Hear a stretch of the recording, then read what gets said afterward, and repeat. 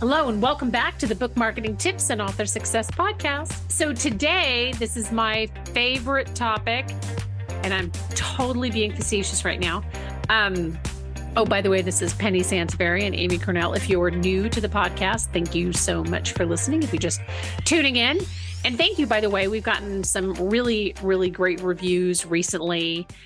And we want to thank all of you who are reviewing our podcast and giving us listener feedback, as well as show ideas. Speaking of which, before we delve into my absolute all-time favorite topic, we're going to be doing a show sometime before the end of the year. And we are going to push this in our newsletter as well as on social media. So don't worry if you don't have a pen and paper handy. Send us your questions, ask us anything. And be specific. So if you want some guidance on your book, a question like, how do I sell more books, is not something that's easily answered without knowing all of the things that kind of go into it. So the more specific that you can be with your question, the more likely it is that we will answer it. And you can also ask us a question just about ourselves. And if you get super creepy, we can choose not to answer it. But, now I like the direction this has gone in. This got way more fun. I know. But it could be something that, like you could ask us the top 10 things you're obsessed with. Mm-hmm. For both Amy and myself, that one of those would be true crime. Mine, top of the list, would also be Costco and my dog, Cosmo. But ask us anything. We are going to be doing a show. Like I said, we don't have a firm date on it yet. And we will run this promo on social media as well as in our newsletter. So without further ado, let's talk about bestseller list secrets. And whenever I get an author on the phone who says to me, I'm hiring you because I want to get on the New York Times bestseller list, and maybe it's their first book or whatever, I kind of groan.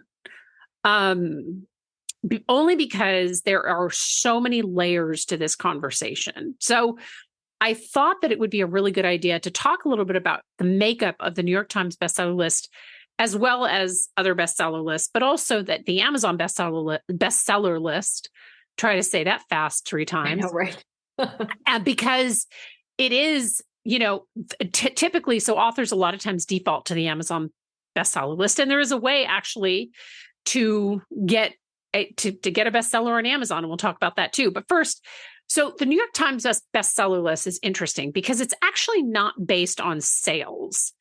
At one time, and I don't know if this is still true, but at one time there were 34 reporting stores around the country that actually reported into the New York Times on a book popularity. So it wasn't necessarily based on sales. So that's the other sort of convoluted piece of this. And I think at one point somebody tried to actually sue the New York Times because they were just like, my book's sold and it should be on blah, blah.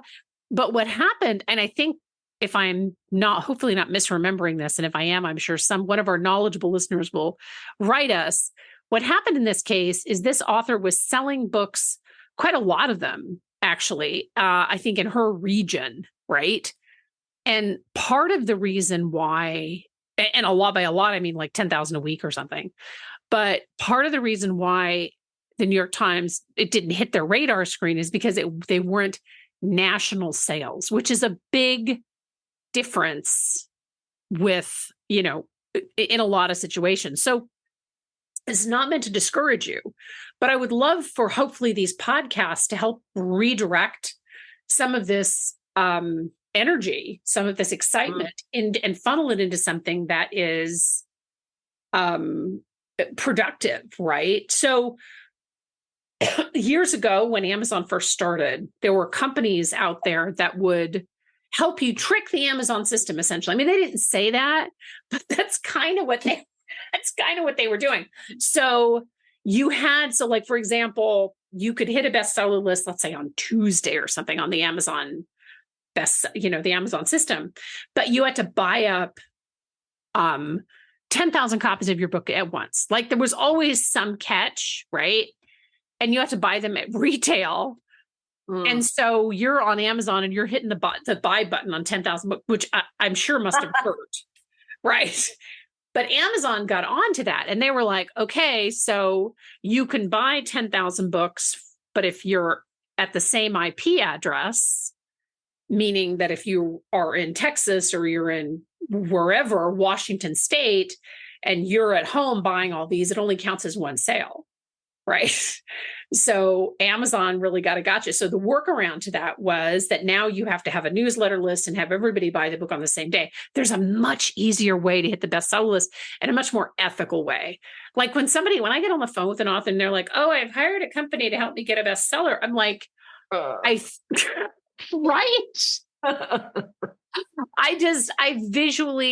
I literally groan. I hope not audibly, because I don't mean to be disrespectful, but I'm a little jaded. It's not okay. It's not okay. Like, thank you for saying that, Amy. No, it's not okay. It really isn't. And there are ethical ways of, hitting the bestseller list, which we will talk about in just a second. But first, I want to tell you about this one story with this author. I'm sorry that I'm laughing again. So I remember, I'll never forget this conference call with this author, and who shall remain nameless, was from a major publishing house. And there were supposed to be like 25 people on this conference call. And I'm thinking, oh my gosh, like I could think of torture that would be less painful than a conference call with 25 people, right? And I was in New York and I'm on the phone. I'm in a Starbucks because you can't find a quiet place in New York. And I was in between meetings, so I couldn't go back to my hotel room. And I'm on this call and there's supposed to be 25 people, but what ended up happening, this was the weirdest thing, is people would like click on and click off and nobody would say anything, right? So we had the publisher and I was on and, everybody's trying to like fill the time talking. And I think the author clicked on once and said something weird and then clicked off. It was very strange, right? So we go from that, like the next day, this book starts hitting bestseller lists like all over the country. It's amazing, right? And you could have knocked me over with a feather with this book because I'm like, it's not that it was not a good book, but it didn't seem like it was going to have that much national attention, right? So even though we did get hired by the publisher to do this work, I mean, they weren't getting a lot of early buy-in for this book. So there was a lot of things that were pointing to the fact that this book wasn't going to do well. So as it turns out, the author was buying up their own copies of the book. And how we found out was they had a storage unit in Arizona. I want to say it was in Phoenix, but it was in Arizona. I know Arizona for sure. And they forgot to pay the storage fees. So the guy calls the publisher and he's like, so we just opened up this storage unit and we have all these books. And that's how they found out that the author was buying up their own books. And that's how he hit the bestseller list. That is hilarious. Can you imagine if it made it onto one of those reality shows where they have people bid on storage units and then, right? And then you win that one. You're like, shit. Right. So listen, guys, if you're listening to this and you're thinking, oh, I could buy up my own books and pay for a storage unit, don't do it. And here's why. This particular author was never, ever, ever signed again. So there have been no other books out by this author at all. So don't do it because you'll get a bad name. However, there are ways that you can. So Amy, why don't we talk a little bit about your pet peeves when it comes to bestseller lists? I'm just going to let you kind of run with it. Whatever your vibe is. Don't get us kicked off of iTunes. But anyway, go for it. I know, no content violations. Well, but Penny, I do want to add real quick though, what you were saying about the vibe you got from the book, the author, the branding, all that stuff. Just, you're like, there's no way this makes sense. I think that totally fits in with a lot of the conspiracy theories about the New York Times bestseller list as well. You know what I mean? That if y'all Google it, there are so many theories out there about how the New York Times bestseller lists actually get populated. And it's kind of fun to read those articles because usually they come with like names have been changed to protect, insider informants and stuff. And it can be kind of fun to read some of them, although a bit disheartening. But it's really, I think, I'm so glad that you actually, that kind of stuff, Penny, is a great reason to do this episode and why you suggested it, because it's so easy to get caught up in these kind of like blanket goals that really are not things you want to focus on, because there's just so much more to it that you have zero control over, that you're better off spending your time elsewhere. And that's what we're leading into now. But yeah, some of my pet peeves, honestly, it's I'm already laughing, guys. I'm sorry. We were in the green room and I was rolling. So go for it. Sorry. Well, it's one of the things, I mean, truly though, all of us, we're all consumers and nobody wants to waste their money for the most part, right? Like we go out of our way to not waste our money and to get exactly what we're looking for. And that is also true with books. And we talk about this with clients and authors that are, chatting with us about working with us, Penny, that, books are not expensive in the big scheme of things, but they demand a lot of people's time. Thank you. Authors, we really want you to keep that in mind when you start getting frustrated. You're like, why don't people just buy my damn book? It's like, it's not the money. So you have to reframe what goes through people's heads when they get ready to purchase a book. And it's their time. When you buy a book, you do that with the intention of reading it, and that's many hours of your life in most cases, and that's a big deal. People don't just throw their time around, so that part is what comes into play more often than not. And so people want a sure thing. If they're going to commit multiple hours to reading a book, they want a sure thing. So when authors come to us and they don't have a website, they're not even using social media. We're not saying everybody has to be on all the social media, not a thing, but you need to show that you're worth it. And not having a website makes you more, that makes you more uncertain. Like people are, what's going on here? Who is this person? If it's your first book, no offense, but if you don't have previous titles that have great reviews, that also makes you not as much of a sure thing.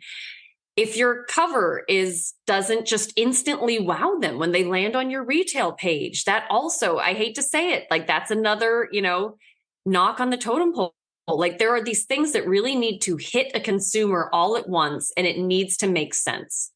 Right. Before you are going to get these instant sales that just rack up quickly enough to hit a bestseller list. So you really, what it comes down to is honestly your branding and your platform. And it doesn't mean it has to be super robust. Like we get it. Everybody starts somewhere, but everybody that starts somewhere has an equal opportunity to make smart choices early on before they start heading down that road and they slap their book on Amazon and expect everybody to show up and just click buy.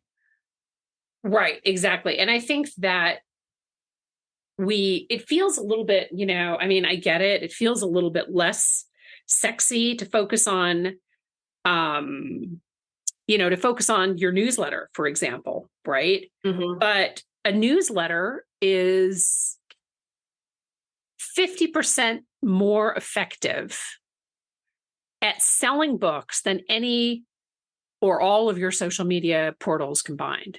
Right.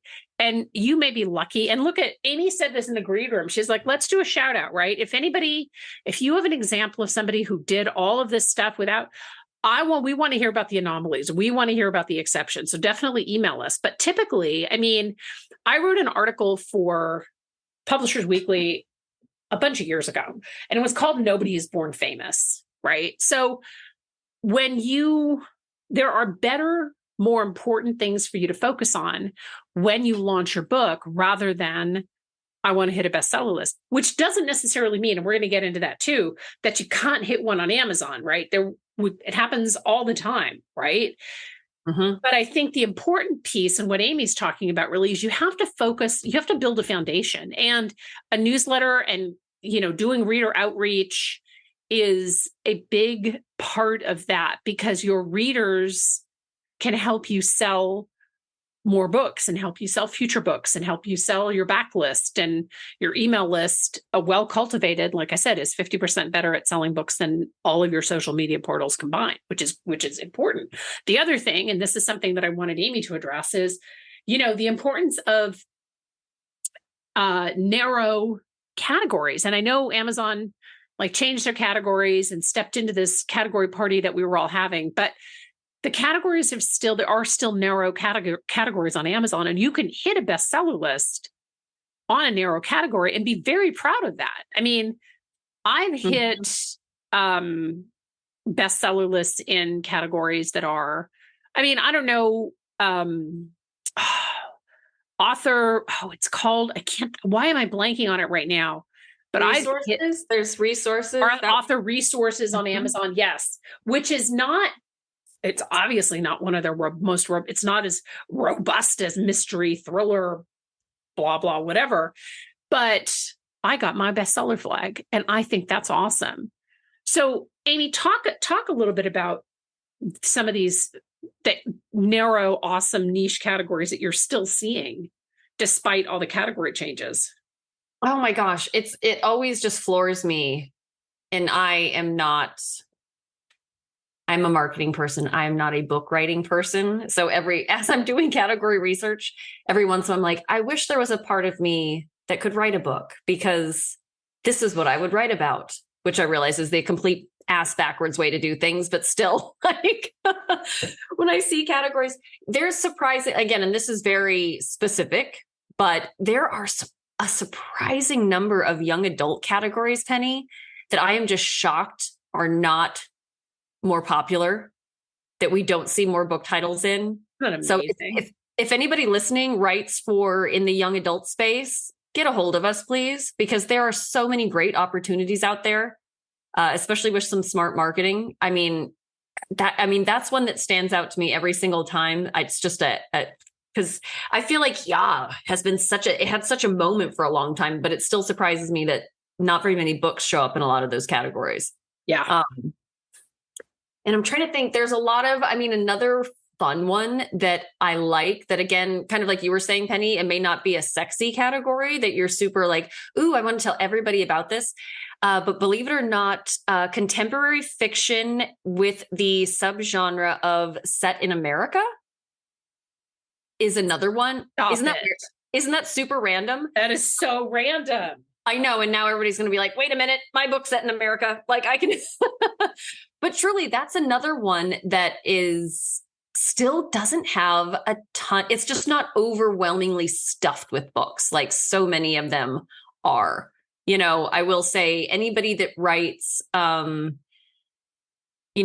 thriller suspense that doesn't have like a very clear horror element to it or something like that. Those are just getting more and more challenging. I will say, those are definitely super packed categories. And I think Amazon could do better at serving both authors, but also consumers by breaking up the thriller, suspense, mystery categories. Mystery does a little bit better, but thriller and suspense, I'm always just so disappointed at how Amazon's handled those categories in particular without segmenting those better for readers too. Because, but yeah, the contemporary fiction set in America, that's a really good one. There's a freebie for people listening. But then also if you're listening and you're writing, that's another one, young adult, like teens, definitely get a hold of us because we have ideas and there's a lot of opportunities there as well. And those are just like a couple that are on the top of my head, but yeah, it's wild when you do this research and you see one, you're like, oh my gosh, and I always think about like, do we have a client that we've worked with recently? And I could, you know what I mean? Or anything like that. Cause I'm always thinking of those things when I find categories that are still not overly competitive, that have a lot of great opportunities. Well, and here's the thing though. And actually, just so for those of you listening who've listened for a while, Amy absolutely does that. Like she'll text me, like sometimes she'll work on her Amazon, the Amazon stuff like at night, which I always encourage her not to do, but anyway, whatever. And she'll text me, like I'll be, watching television. She's like, oh my God, do we have somebody for this? Like, and she finds these categories all the time. But here's the other thing too, to know about these categories. Amazon is constantly category shuffling. We just did a show, I think last week, on the dead end categories on Amazon and these weird categories that really go nowhere. But Amazon is category shuffling all the time. So that category in America, what was it called? Something in America? Something happened in America? Yeah, it's just a contemporary fiction category. In America. But there's there's a subgenre for set in America. Oh, set in America. That's it. Yeah, in the United States. And it's like, wow, like that seems like such a broad category, and you'd think you'd see, 60,000 plus books in it. You know what I mean? Like without a doubt. And it's surprisingly not competitive. I think just because most people don't dig that far, Right. And the part of the other piece of this too is that this is where Amazon just shuffles in some of these, categories. So it pays to get onto Amazon and take a look at some of these categories, specifically the ebook, because those are the ones that are always changing. Mm-hmm. I remember a few years ago, I think the Hallmark Channel, by the way, just want to point this out, the Hallmark Christmas movies shuffle has already started. Amy's already discussed it with me. I was like, the weekend, I'm like, oh, I recorded my first holiday Christmas movie. I'm like, oh my God, I need help. It hasn't even been Halloween yet. I know, I'll be with you on November 1. I'm right there. Right.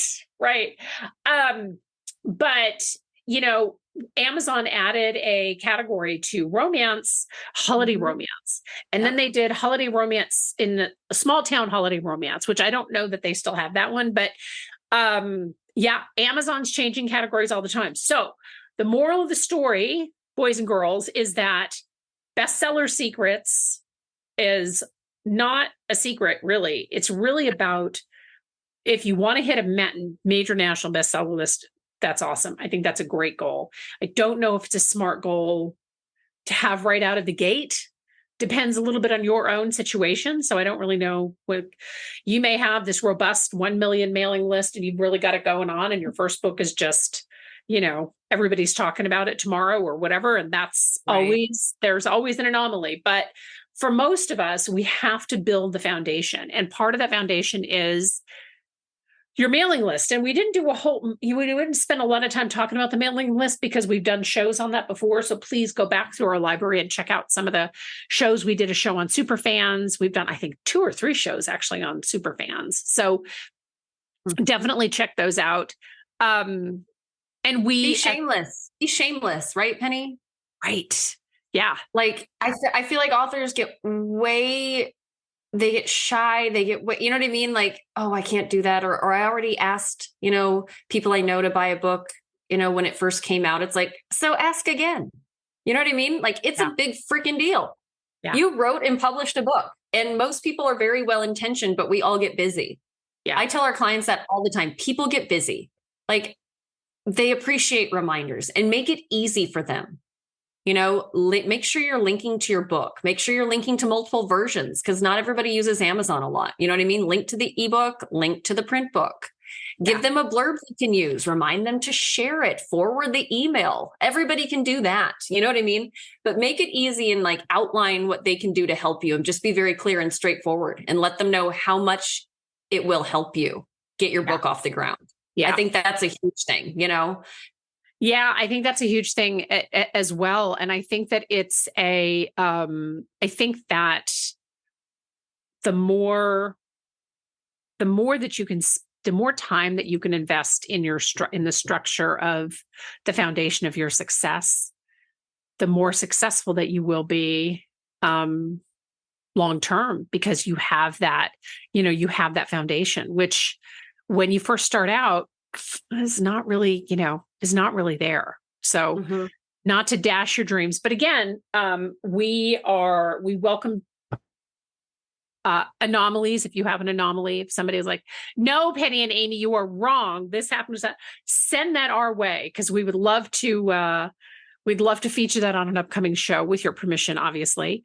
And show ideas. We always welcome show ideas and reviews. We love reviews. Thank you, by the way, for all the reviews that we've had recently that have popped up on iTunes and other any place that you listen to podcasts. We always welcome reviews, but we've had a lot of really great ones recently. So thank you so much for tuning in, and we will see you next time. Bye-bye.